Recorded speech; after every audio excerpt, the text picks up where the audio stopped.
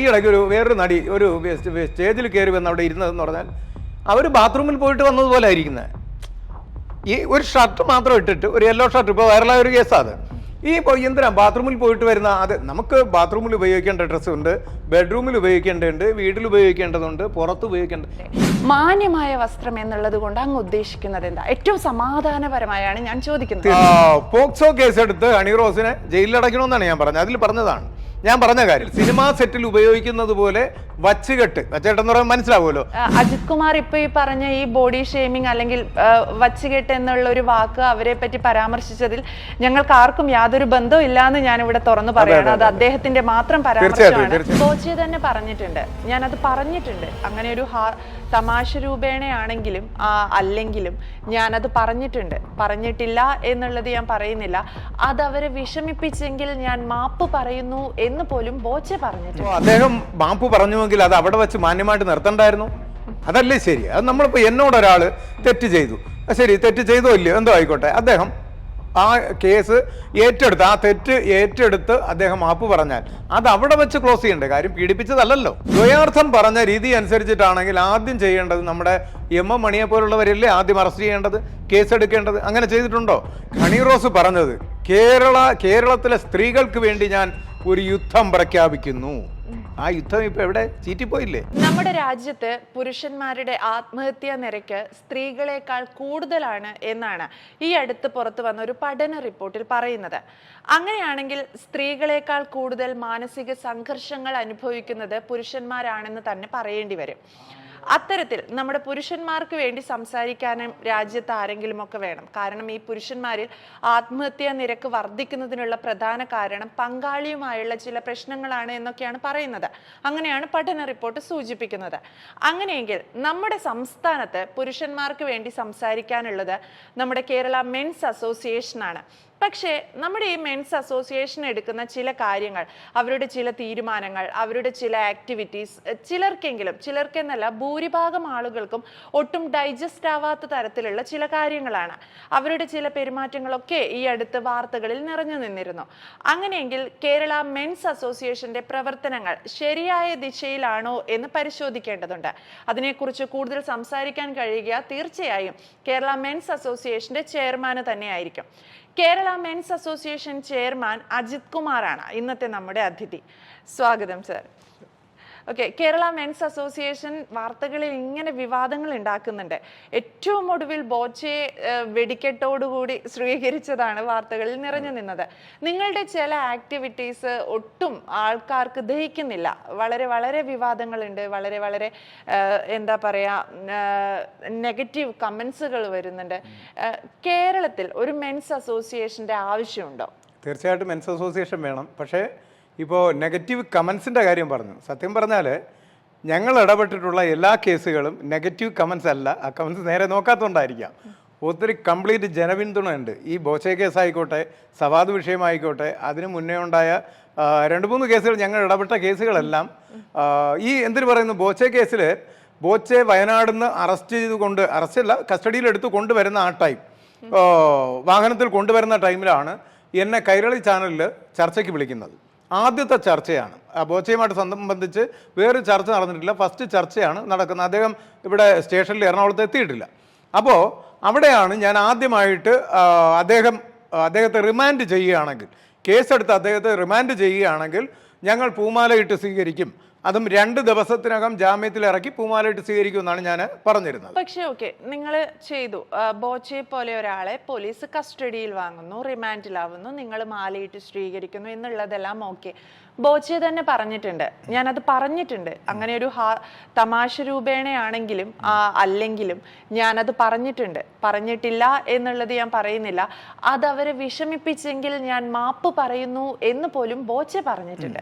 അത് മറന്നു പോകരുത്. ബോച്ചെ മാപ്പ് പറഞ്ഞിട്ടുണ്ട് എന്നുള്ള കാര്യം വിസ്മരിക്കരുത്. അപ്പോൾ അദ്ദേഹം മാപ്പ് പറഞ്ഞുവെങ്കിൽ അത് അവിടെ വെച്ച് മാന്യമായിട്ട് നിർത്തണ്ടായിരുന്നു. അതല്ലേ ശരി. അത് നമ്മളിപ്പോൾ എന്നോടൊരാൾ തെറ്റ് ചെയ്തു, ശരി, തെറ്റ് ചെയ്തോ ഇല്ലയോ എന്തോ ആയിക്കോട്ടെ, അദ്ദേഹം ആ കേസ് ഏറ്റെടുത്ത്, ആ തെറ്റ് ഏറ്റെടുത്ത് അദ്ദേഹം മാപ്പ് പറഞ്ഞാൽ അത് അവിടെ വെച്ച് ക്ലോസ് ചെയ്യണ്ടേ. കാര്യം പീഡിപ്പിച്ചതല്ലല്ലോ. ഇത് ദ്വയാർത്ഥം പറഞ്ഞു എന്നാണ്. പിന്നെ ഈ റിമാൻഡ് ചെയ്ത് ദ്വയാർത്ഥം പറഞ്ഞതുകൊണ്ടല്ല. ഒരിക്കലും ദ്വയാർത്ഥം പറഞ്ഞതിൻ്റെ പേരിൽ ഒരു വ്യക്തിയെ കേസെടുത്ത് FIR ഇട്ട് റിമാൻഡ് ചെയ്യാനുള്ള വകുപ്പില്ല. ഇത് ഒരു രഹസ്യമൊഴിയിൽ എന്താണ് പറഞ്ഞിരിക്കുന്നതെന്ന് അറിയില്ല. പക്ഷേ ഈ കൈപിടിച്ച് കറക്കിയൊക്കെ ഉണ്ടായിട്ടുണ്ടല്ലോ. അപ്പോൾ അവിടെ ഏതോ രീതിയിൽ മോശം പ്രവൃത്തി ചെയ്തു എന്നുള്ളത് വെച്ചിട്ടാണ് ഈ റിമാൻഡിലോട്ട് പോയിരിക്കുന്നത്. അല്ലാതെ ഈ ദ്വയാർത്ഥം പറഞ്ഞതിനല്ല. ദ്വയാർത്ഥം പറഞ്ഞ രീതി അനുസരിച്ചിട്ടാണെങ്കിൽ ആദ്യം ചെയ്യേണ്ടത് നമ്മുടെ MM മണിയെ പോലുള്ളവരല്ലേ ആദ്യം അറസ്റ്റ് ചെയ്യേണ്ടത്, കേസെടുക്കേണ്ടത്. അങ്ങനെ ചെയ്തിട്ടുണ്ടോ? ഇവിടെ ഒരു പ്രാവശ്യമല്ല ബോച്ചയുമായിട്ട് അദ്ദേഹത്തിൻ്റെ സ്ഥാപനം ഉദ്ഘാടനമായിക്കോട്ടെ മറ്റു പ്രോഗ്രാമിൽ പങ്കെടുത്തത്. വേറെയും ഒന്നിലധികം 2 or 3 പ്രോഗ്രാമിൽ പങ്കെടുത്തിരിക്കുകയാണ്. അപ്പോൾ അദ്ദേഹം ഈ ദ്വയാർത്ഥം പറയുന്ന ഒരു വ്യക്തിയാണെന്നറിയാം. അദ്ദേഹത്തിൻ്റെ ഈ സ്വഭാവ വൈകല്യങ്ങൾ അറിയാവുന്ന ആളാണ് അദ്ദേഹം. എന്നിട്ട് എന്തിനാണ് ഈ പറയുന്ന പ്രശസ്തയായിട്ടുള്ള നടി അവിടെ പോകേണ്ട കാര്യം എന്തായിരുന്നു? ഒരു പ്രാവശ്യം പോയി നിർത്താമല്ലോ. വീണ്ടും 2ാമത് പോയി 3ാമത് പോയി, എന്നിട്ട് അത് 4 മാസം കഴിഞ്ഞിട്ടാണ് ഈ പരാതിയുമായിട്ട് വരുന്നത്. ഒരാള് നമ്മൾ ചെയ്ത ഒരു തെറ്റ് എന്ന് എനിക്ക് തോന്നുന്നു, നിങ്ങൾ എന്നോട് ഒരു തെറ്റ് ചെയ്തു എന്ന്. ഞാൻ അത് ക്ഷമിച്ചു. നിങ്ങളുമായിട്ട് എനിക്ക് വഴക്കില്ല, പ്രശ്നങ്ങളില്ല, ഒന്നുമില്ല, പിണക്കമില്ല. നിങ്ങൾ വീണ്ടും വിളിക്കുന്നു, അല്ലെ ഒരു മാന്യമായ ഒരു പരിപാടിക്ക് നിങ്ങൾ വീണ്ടും വിളിക്കുന്നു, ഞാൻ വരുന്നു, പിന്നെയും ആ തെറ്റ് ആവർത്തിക്കുന്നു. എന്ത് തെറ്റാണ് ആവർത്തിച്ചിട്ടുള്ളത്? ഞാൻ ഒരു കാര്യം പറയാം. ഇവിടെ ഹണി റോസ് പറഞ്ഞത് കേരളത്തിലെ സ്ത്രീകൾക്ക് വേണ്ടി ഞാൻ ഒരു യുദ്ധം പ്രഖ്യാപിക്കുന്നു. ആ യുദ്ധം ഇപ്പൊ എവിടെ? ചീറ്റിപ്പോയില്ലേ? എന്തുകൊണ്ടാണ്? ജനങ്ങൾ ആരെങ്കിലും, സ്ത്രീകൾ പോലും ഈ പറയുന്ന നടിയുടെ പുറകെ ഉണ്ടോ? ഏതെങ്കിലും രീതിയിൽ അവർക്കൊരു സപ്പോർട്ട് കൊടുക്കുന്നുണ്ടോ? എത്ര വലിയ ജനപിന്തുണ അവർക്ക് ലഭിച്ചു ഇവിടെ ഇല്ല. ഇതാ കൈരളി ചാനലിൽ ഞാൻ പോയിരുന്നപ്പോൾ ഫസ്റ്റ് എന്നോട് അവതാരിക പറഞ്ഞൊരു കാര്യമാണ്. അവർക്ക് ഇപ്പോൾ അവർ പരാതിയുമായിട്ട് മുന്നോട്ട് വന്നപ്പോൾ ഒരുപാട് കമൻസുകൾ പോസിറ്റീവായിട്ട് വരുന്നു. ഞാൻ പറഞ്ഞു, ഞാൻ കാണുന്നത് മൊത്തം നെഗറ്റീവാണ്, അല്ലെങ്കിൽ ഇതാ നെഗറ്റീവ് ആകാൻ പോവുകയാണ് എന്ന് പറഞ്ഞിട്ടാണ് ഞാൻ ആ ചർച്ച അങ്ങോട്ട് കൊണ്ടുപോയത്. ആ ചർച്ചയിൽ ഞാൻ പറഞ്ഞൊരു കാര്യമുണ്ട്. പോക്സോ കേസെടുത്ത് ഹണി റോസിനെ ജയിലിലടയ്ക്കണമെന്നാണ് ഞാൻ പറഞ്ഞത്. അതിൽ പറഞ്ഞതാണ് ഞാൻ പറഞ്ഞ കാര്യം. കാരണം ഈ ഉദ്ഘാടന വേദികളിൽ കൂടുതലും ഇപ്പൊ തന്നെ പാലക്കാട് അവസാനത്തെ ഒരു ഉദ്ഘാടനം നടന്നു. അവിടെയും ഏറ്റവും കൂടുതൽ വന്നിട്ടുള്ളത് കോളേജ് കുട്ടികളും സ്കൂൾ കുട്ടികളുമാണ്. ഇവരുടെ മുൻപിലൊക്കെ അവിടെ മാന്യമായിട്ടുള്ള വസ്ത്രമായിരുന്നു, കുഴപ്പമില്ല. അപ്പോൾ പല വേദികളിലും വളരെയധികം എന്താ പറയുക, സിനിമാ സെറ്റിൽ ഉപയോഗിക്കുന്നത് പോലെ വച്ചുകെട്ടെന്ന് പറയുമ്പോൾ മനസ്സിലാവുമല്ലോ, അങ്ങനെയുള്ള രീതിയിൽ ദ്വയാർത്ഥ പ്രയോഗം സൃഷ്ടിക്കുന്ന രീതിയിലുള്ള വസ്ത്രധാരണം. ഈ ദ്വയാർത്ഥം പറയുന്നു എന്ന് പറയുമ്പോൾ, അല്ലെങ്കിൽ മോശം കമന്റുകൾ വരുന്നു എന്ന് പറയുമ്പോൾ, ദ്വയാർത്ഥം എന്താ പറയുക, നെഗറ്റീവ് കമന്റുകൾ വരാൻ സാധ്യതയുള്ള വസ്ത്രധാരണവും സ്ത്രീകൾ കുറച്ചുകൂടി മാന്യത കീപ്പ് ചെയ്യണം. താങ്കൾ ഈ പറഞ്ഞത് അങ്ങേയറ്റം ബോഡി ഷെയ്മിംഗ് ആണ്. വച്ചുകെട്ട് എന്നുള്ള ഒരു വാക്ക് ഉപയോഗിക്കാൻ താങ്കൾക്ക് ഒരു അർഹതയും ഉണ്ടെന്ന് ഞാൻ വിശ്വസിക്കുന്നില്ല. അത് അങ്ങേയറ്റം ബോഡി ഷെയ്മിംഗ് ആണ്. അജിത് കുമാർ ഇപ്പൊ ഈ പറഞ്ഞ ഈ ബോഡി ഷെയ്മിംഗ് അല്ലെങ്കിൽ വച്ചുകെട്ട് എന്നുള്ള ഒരു വാക്ക് അവരെ പറ്റി പരാമർശിച്ചതിൽ ഞങ്ങൾക്ക് ആർക്കും യാതൊരു ബന്ധവും ഇല്ല എന്ന് ഞാൻ ഇവിടെ തുറന്നു പറയാണ്. അത് അദ്ദേഹത്തിന്റെ മാത്രം പരാമർശമാണ്. സ്മാർട്ട് പിക്സ് മീഡിയ എന്ന് പറയുന്ന ഒരു ചാനലിന് അദ്ദേഹത്തിന്റെ ഈ പരാമർശത്തിൽ യാതൊരു ബന്ധവും ഇല്ല. ഞങ്ങൾ ചോദിച്ച ഒരു ചോദ്യവും ആ ഒരു ദ്വയാർത്ഥത്തിലോ അല്ലെങ്കിൽ ആ ഒരു രീതിയിൽ വരുന്നതോ അല്ല. ഹണി റോസ് എന്ത് ധരിക്കണം എന്നുള്ളത്, അല്ലെങ്കിൽ ഒരു മനുഷ്യൻ എന്ത് ധരിക്കണം എന്നുള്ളത് അവരുടെ വസ്ത്ര സ്വാതന്ത്ര്യമാണ്. അതൊക്കെ പോട്ടെ, മാന്യമായ വസ്ത്രം എന്നുള്ളത് കൊണ്ട് അങ്ങ് ഉദ്ദേശിക്കുന്നത് എന്താ? ഏറ്റവും സമാധാനപരമായാണ് ഞാൻ ചോദിക്കുന്നത്. തീർച്ചയായിട്ടും മാന്യമായ വസ്ത്രം എന്താണ്? ഈ മാന്യമായ വസ്ത്രം നമ്മുടെ കേരളത്തിനൊരു സംസ്കാരമുണ്ട്, നമ്മുടെ ജീവിത രീതിയുണ്ട്. പറയാം, ജീവിത രീതിയുണ്ട്. നമ്മൾ കുട്ടികൾക്ക് പറഞ്ഞു കൊടുക്കുന്നത്, ഇനി വരുന്ന തലമുറയ്ക്ക് പറഞ്ഞു കൊടുക്കുന്നത് അമേരിക്കയും മറ്റുള്ള UK ഒക്കെ കണ്ടിട്ട് ആ രീതിയിൽ ഇവരിപ്പോൾ പറയുന്നതാണ്, അന്യ രാജ്യത്ത് പോയാൽ നിങ്ങൾ ഇതൊന്നും കാണുന്നില്ലേ? നമ്മൾ ജീവിക്കുന്നത് കേരളത്തിലാ, നമ്മൾ ജീവിക്കുന്നത് കേരളത്തിലാണ്. ഞാൻ ഒന്ന് ചോദിച്ചോട്ടെ, അമേരിക്കയ്ക്ക് എന്താ കുഴപ്പം?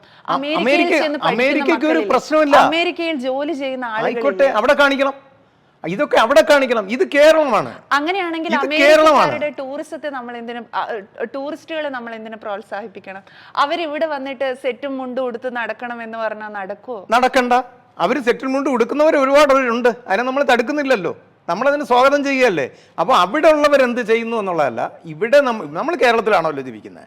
അപ്പോൾ കേരളത്തിലുള്ള പുതിയ തലമുറയെ വഴിതെറ്റിക്കാതെ മാന്യമായിട്ടുള്ള വസ്ത്രങ്ങൾ ധരിച്ച്, എന്ന് പറഞ്ഞാൽ ശരീരം മറഞ്ഞ്, അത്യാവശ്യം ശരീരം മറഞ്ഞ്, ഈ നാണവും മാനവും എന്ന് പറയുന്നത് എന്തിനാണ്?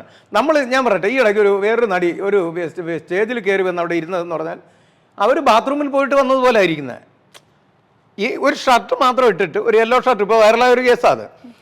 എന്തിനാ ബാത്റൂമിൽ പോയിട്ട് വരുന്ന അത് നമുക്ക് ബാത്റൂമിൽ ഉപയോഗിക്കേണ്ട ഡ്രസ്സ് ഉണ്ട്, ബെഡ്റൂമിൽ ഉപയോഗിക്കേണ്ടതുണ്ട്, വീട്ടിൽ ഉപയോഗിക്കേണ്ടതുണ്ട്, പുറത്ത് ഉപയോഗിക്കേണ്ടത്. ഇത് അതിൻ്റെതായിട്ടുള്ള രീതിയിൽ ചെയ്യണം വസ്ത്രധാരണം. ഒന്ന് ചോദിച്ചോട്ടെ, സിനിമകളിൽ ഇത്തരം രംഗങ്ങൾ കാണിക്കുന്നതിനെതിരെയും അങ്ങ് എതിരാണോ? സിനിമകളിൽ ഇത്തരം രംഗങ്ങൾ കാണിക്കുന്നതിന്, ഇത്തരം വേഷങ്ങൾ ഇടുന്നതിന് അങ്ങ് എതിരാണോ? അല്ല, സിനിമയിൽ അതിനോട് പറയുന്നില്ല. സിനിമ എന്ന് പറഞ്ഞാൽ കാണുന്നവർക്ക് കണ്ടാൽ മതി. ഇപ്പൊ എനിക്കൊരു സിനിമ താല്പര്യമില്ല. ഹണി റോസ് എങ്ങനെയായിരിക്കും ഉദ്ഘാടനങ്ങൾക്ക് വരിക, അല്ലെങ്കിൽ ഹണി റോസ് എന്ന വ്യക്തി എങ്ങനെയാണ് എന്നുള്ളത് എനിക്കും അറിയാം, താങ്കൾക്കും അറിയാം. എനിക്ക് അവരെ കാണാൻ ഇഷ്ടമുണ്ടെങ്കിൽ ഞാൻ അവിടെ പോയാൽ മതി. ഹേ, എന്നാ പിന്നെ അല്ല, ഇതാണ് ബോച്ച, ഇതാണെന്ന് ഇവർക്ക് അറിയാമായിരുന്നല്ലോ.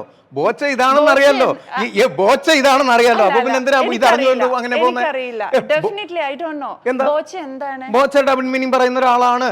ഇത് ഡബിൾ മീനിങ് നമ്മളാണ് ഡബിൾ മീനിങ് പറയുന്നു എന്ന് പറയുന്നത് നമ്മളാണ്, അത് കണ്ടെത്തുന്നത് നമ്മളാണ്. Men's association chairman Ajith Kumar പറയുന്നു ബോച്ച ഡബിൾ മീനിങ് പറയുന്ന ഒരാളാണെന്ന്. ആണോ? അത് കണ്ടെത്തുന്നത് നിങ്ങളൊക്കെ അല്ലേ? അല്ല, ഞാൻ ചോദിക്കുന്നത് ഈ നമ്മുടെ പൊതുസമൂഹമാണ്. ഞാൻ ചോദിക്കുന്നത് അദ്ദേഹം ഈ പറയുന്നത് ഡബിൾ മീനിങ് ആണെങ്കിൽ അങ്ങനെയാണെങ്കിൽ ഞാനത് ആസ്വദിക്കുന്ന ആളാണ്. അത് വേറൊരു വശം. ഞാൻ ഈ അദ്ദേഹത്തിന്റെ ഈ പ്രവാസിയായിട്ടുള്ള ഒരാൾ ജയിലിൽ കിടന്നപ്പോ ഇവിടെ സൗദിയിലോ ഇവിടെ കിടന്നല്ലോ, അദ്ദേഹത്തെ ഇറക്കാൻ വേണ്ടി അപ്പൊ ഇതിനു വേണ്ടി ഒരു കാശ് ഫണ്ട് പിരിക്കാൻ വേണ്ടി തെരുവിൽ ഇറങ്ങിയപ്പോഴാണ് ഇദ്ദേഹത്തെ ഞാൻ ശ്രദ്ധിക്കാൻ തുടങ്ങിയത്. അതിനു മുൻപ് ബോബി ചെമ്മണ്ണൂർ എന്ന് പറയുന്ന ഒരു വ്യക്തിയെ താങ്കൾക്ക് അറിയില്ലായിരുന്നു? അറിയാമായിരുന്നു, പക്ഷെ അതിനെ കുറിച്ച് ഞാൻ ഇദ്ദേഹം ഇങ്ങനെയൊക്കെ ആണെന്നോ. ഇതിനു മുൻപും ബോച്ച ഒരുപാട് ജീവകാരുണ്യ പ്രവർത്തനങ്ങൾ ചെയ്യുന്നുണ്ട്. പക്ഷെ എനിക്ക് അതിനേക്കാളും ഒരുപാട് കാര്യങ്ങൾ ഉണ്ടല്ലോ. ബ്ലഡ് ഡൊണേഷൻ ഒക്കെ വേണ്ടിയിട്ട് ബോച്ച ഒരുപാട് മാരത്തൺ പ്രവർത്തനങ്ങളൊക്കെ ബോച്ച നടത്തിയിട്ടുണ്ട്. അദ്ദേഹം നല്ലൊരു മനുഷ്യ സ്നേഹിയാണ്. അതിലൊന്നും താങ്കളാണ് പറഞ്ഞത് ബോച്ച ഇങ്ങനെ ഒരാളാണ് എന്നറിയാമായിരുന്നല്ലോ, അദ്ദേഹം ഡബിൾ മീനിങ് നടത്താൻ. അല്ല, ഇങ്ങനെയുള്ള ആളെന്ന് പറഞ്ഞാൽ അവർ ഉദ്ദേശിക്കുന്ന അന്ന് അവിടെ ഉദ്ഘാടനത്തിനെത്തിയ നടിയോട് 2 or 3 തവണ ബോച്ചെ അപമര്യാദയായി പെരുമാറി എന്നുള്ളത് സത്യമാണ്. അതിന്റെ അർത്ഥത്തിൽ ബോച്ചെ ഒരു മോശം മനുഷ്യനാണ് എന്നുള്ള ഒരു അഭിപ്രായം കേരളത്തിലെ പൊതുസമൂഹത്തിനുണ്ടെന്ന് ഞാൻ വിശ്വസിക്കുന്നില്ല. എന്ത് ഈ 2-3 എന്താ പ്രശ്നം ഉണ്ടെന്ന് പറഞ്ഞ അപമര്യാദയായി പെരുമാറി പെരുമാറി വയനാട് റിസോർട്ടിൽ നിന്ന് എവിടം വരെ, പോലീസ് സ്റ്റേഷൻ വരെ പോലീസ് വാഹനത്തിൽ വരേണ്ടി വന്നില്ലേ? അതെന്തുകൊണ്ടാ? അദ്ദേഹം ആരെങ്കിലും കൊന്നോ? കൊലപാതകിയാണോ?